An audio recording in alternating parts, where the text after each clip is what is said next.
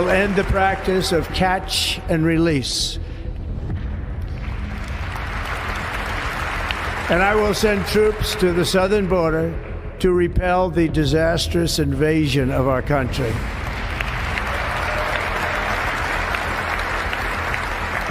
Under the orders I signed today, we will also be designating the cartels as foreign terrorist organizations. En este video vamos a hablar de un tema poco conocido. Se trata de los narcos gringos. El 20 de febrero pasado del presente año, el presidente de los Estados Unidos, Donald Trump, designó oficialmente como terroristas a 6 cárteles de narcotráfico en México, entre ellos el de Sinaloa y el Nueva Generación, además de la banda criminal Tren de Aragua y la pandilla Mara Salvatrucha MS-13. Donald Trump hizo discurso retórico en torno a las sustancias ilícitas que llegan a Estados Unidos procedentes de México, queriendo a toda costa deslindarse de la responsabilidad que tiene su país con respecto a la venta y consumo de drogas, echando la culpa a México y a sus cárteles sin aceptar que en Estados Unidos ese negocio ilícito no se maneja solo. Porque seamos serios, ¿quién reparte esa mercancía cuando llega al vecino país del norte? ¿Quiénes se dedican a lavar el dinero proveniente de ese negocio? Alguien tiene que hacerlo. Es toda una red de corrupción que abarca desde la policía hasta los bancos estadounidenses. Pero eso no lo dice, porque quiere hacer pasar a su pueblo como víctima de los malvados narcos mexicanos, colombianos, etc. Todos son culpables menos ellos.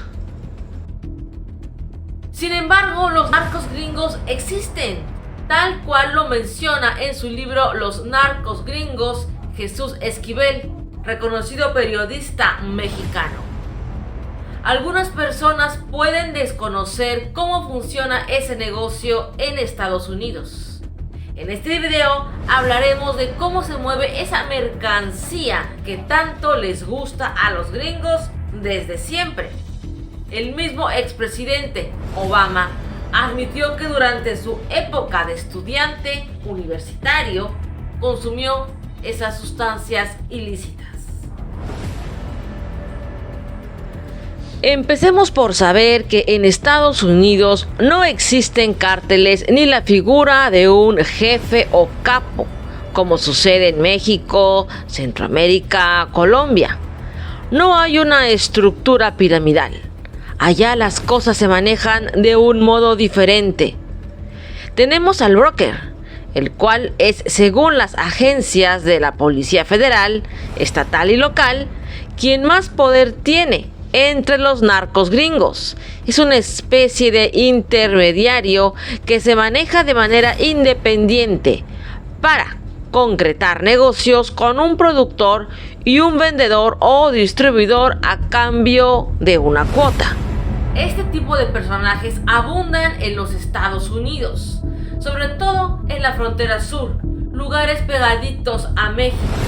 Este narco gringo no tiene lealtad con nadie, no firma contratos de exclusividad, trabaja con quien le conviene. Este personaje se considera un empresario de narcóticos, ajeno a las luchas por las plazas que sostienen los cárteles mexicanos.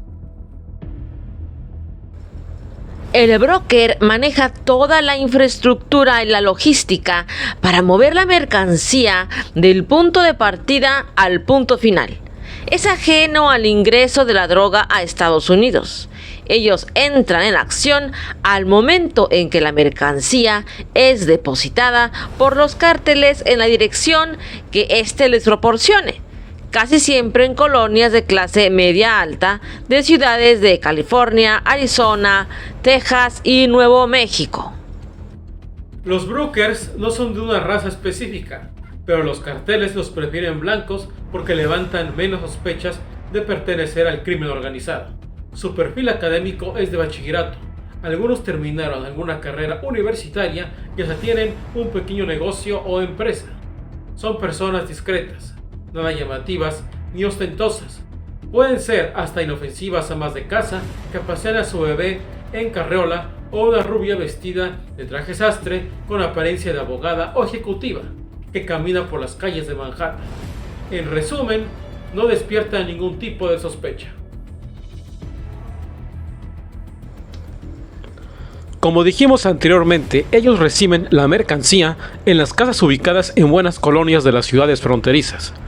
Son residencias que siempre permanecen con las ventanas cerradas y solo en movimiento cuando se deposita la droga. Los brokers contratan servicio de transporte o camioneros independientes. Mueven el dinero a través de los bancos locales, así como de instituciones financieras nacionales e internacionales. Son clientes importantes de las empresas de bienes raíces, ya que rentan varias casas o las compran, casas que son usadas como narcobodegas. Para sacar la mercancía de las casas, prepararla y subirla al transporte, los brokers contratan a las pandillas callejeras, los cuales son fundamentales en todo este proceso de distribución. Estos también se encargan de eliminar a los brokers, en caso de que se quieran pasar de listos con la mercancía de los cárteles mexicanos. Si durante el transporte la mercancía es confiscada, el broker tendrá que pagar su valor al cartel. Si no lo hace, será eliminado por los pandilleros. Los brokers tienen en promedio un mes de plazo para pagar la droga que compran, pero ellos siempre cobran en el momento en que la entregan a cada punto de destino. En muchos casos envían los dólares en efectivo a México, a cargo de personas que no llaman la atención de la policía, madres de familia por ejemplo. En ciudades como Chicago, las pandillas se encargan de la mayor parte de la venta en algunos barrios, pero en otros sitios los proveedores pueden ser estudiantes, amas de casa, comerciantes. Esto es muy importante. El valor de la mercancía va cambiando de acuerdo al lugar en el que se vende. Por ejemplo, un kilo de cocaína en Tijuana, México, cuesta unos $10,000, pero al cruzar a San Diego, California, a unos kilómetros de distancia, aumenta hasta $20,000.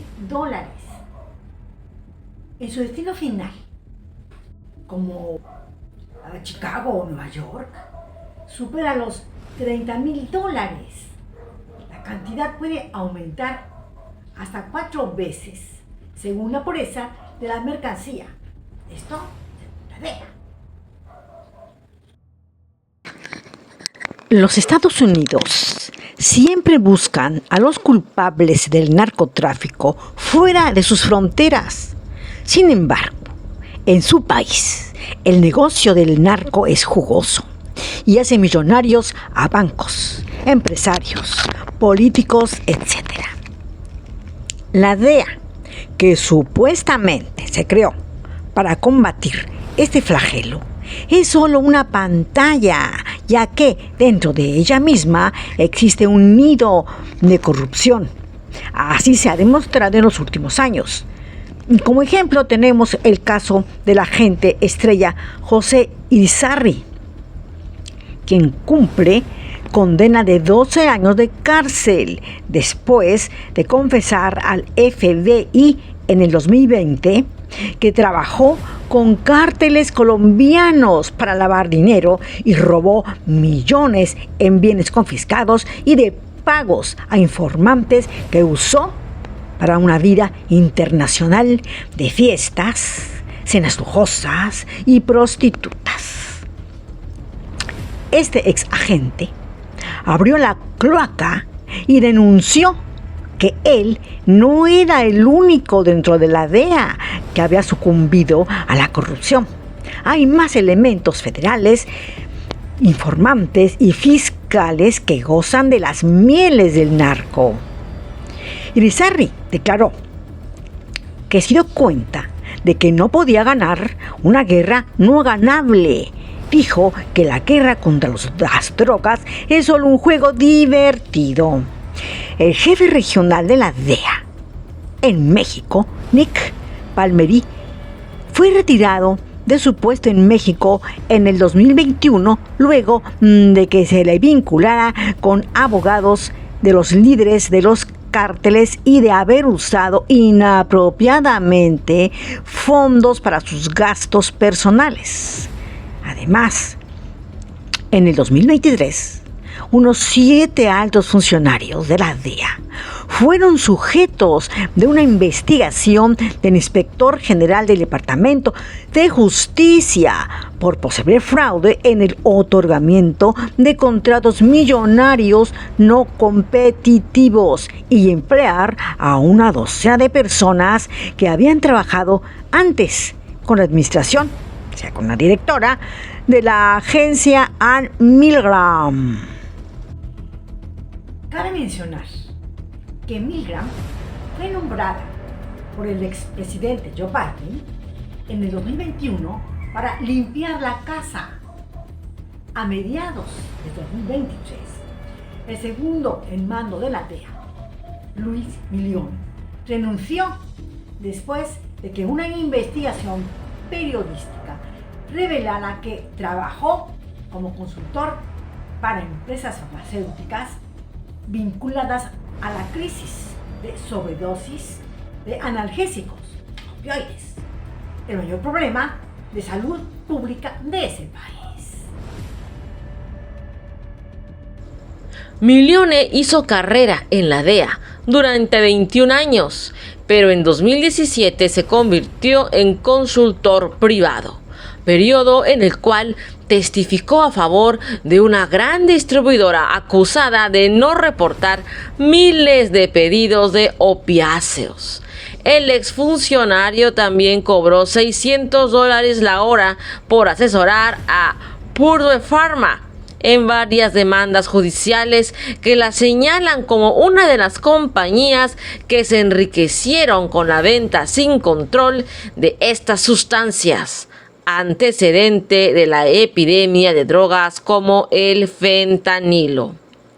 Estos y otros muchos casos de corrupción solo hablan de la hipocresía de la política antidrogas de Washington, quien está usando el problema del fentanilo para presionar a México y China, siendo que durante décadas grandes empresas estadounidenses se han beneficiado con el negocio de medicamentos adictivos, provocando el deceso de 500,000 de personas durante las 2 primeras décadas del siglo XXI. No fueron las drogas las causantes de esta tragedia, sino los medicamentos recetados por profesionales de la salud y publicitados de manera agresiva en los espacios de los grandes medios de comunicación. El gobierno estadounidense no tiene valor moral para exigir a México y a otros países que tomen medidas drásticas contra el narcotráfico, cuando ellos mismos han envenenado a su pueblo a cambio de grandes ganancias económicas. Han creado millones de adictos a sustancias lícitas e ilícitas. Estados Unidos es más corrupto que México en ese sentido, simulando una lucha contra sustancias prohibidas para amenazar, extorsionar e invadir otros países, sembrando terror y caos. No puede ni quiere limpiar su casa y así salvar a sus ciudadanos de esas terribles adicciones, porque implicaría una pérdida económica bastante fuerte. Bancos como JP Morgan Chase, HSBC, Standard Chartered Bank, Deutsche Bank y Bank of New York Mellon y otros grandes hicieron caso omiso a las medidas de combate al lavado de dinero y movieron enormes cantidades de dinero ilícito para redes criminales y personajes oscuros que han extendido el caos y socavado la democracia en todo el mundo. Las agencias de Estados Unidos que luchan contra el lavado de dinero solo enjuiciaron en raras ocasiones a los megabancos y las escasas sanciones apenas impactaron la avalancha de dinero en el sistema financiero internacional. Según declaraciones de Janet Yellen, exsecretaria de Tesoro de Estados Unidos, el tráfico de drogas genera casi $100,000 millones al año que fluyen a través del sistema financiero estadounidense. Como vemos, el negocio de sustancias ilícitas y opioides es jugoso para el crimen organizado de Estados Unidos y otros países. Hay muchos implicados en este tema, desde los mismos productores, distribuidores, vendedores, hasta policías, jefes de aduanas, agentes federales, contra el narcotráfico, políticos, empresarios, banqueros y farmacéuticas. La lucha contra el narcotráfico es solo parte del show. Realmente, los gobiernos están lejos de querer acabar con él, ya que ellos son parte de ese negocio. Como bien dijo el exagente de la DEA, José Irizarry, la guerra contra el narco es solo un juego. Si ha declarado a los cárteles mexicanos como terroristas, es con un solo propósito: tener el pretexto perfecto para invadir a México en un futuro no muy lejano. Nos gustaría saber su opinión al respecto de los narcos gringos y de toda esta mafia que los Estados Unidos intentan ocultar. Por ello les pedimos, nos dejen sus comentarios al respecto. Nos encantaría saber cómo piensan ustedes. Si este video les ha servido para saber más sobre este tema, les pedimos nos regalen un like, compartan en sus redes sociales, se suscriban al canal. Esto nos ayuda mucho a seguir realizando este tipo de investigaciones.